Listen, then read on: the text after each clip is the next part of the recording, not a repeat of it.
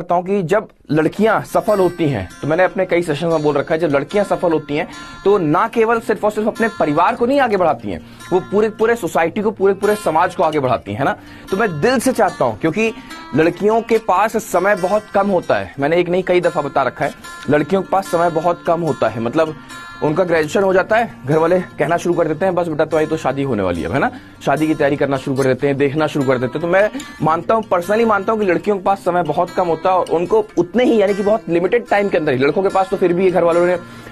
खुला छोड़ दिया कि जाओ यार तुम तैयारी करो,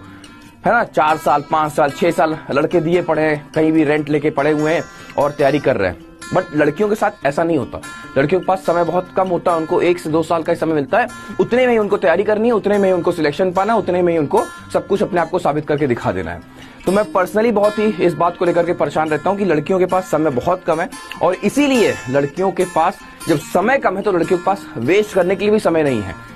लड़कियों के पास वेस्ट करने के लिए भी समय नहीं है। अगर लड़कियां, जितनी भी बच्चियां यहाँ पर हमारे बीच मौजूद हैं, अगर वो व्हाट्सएप, इंस्टा, ट्विटर, इन सारी चीजों में अगर वो अपना समय बर्बाद कर रही हैं, फोन कॉल्स, इन सारी चीजों में अगर वो अपना समय बर्बाद कर रही हैं, तो अपने जीवन का वो बहुत बड़ा हिस्सा खो रही हैं। और ये अभी महसूस नहीं होता बच्चियों को, ये अभी महसूस नहीं होता, ये तब महसूस होता है जब घर वाले एकदम से प्रेशर डालना शुरू कर देते हैं, बेटा अब क्या करना है, अब तो आपको शादी करना है, अब तो कुछ है ही नहीं, है ना। उस मोमेंट पर रियलाइज होता है कि यार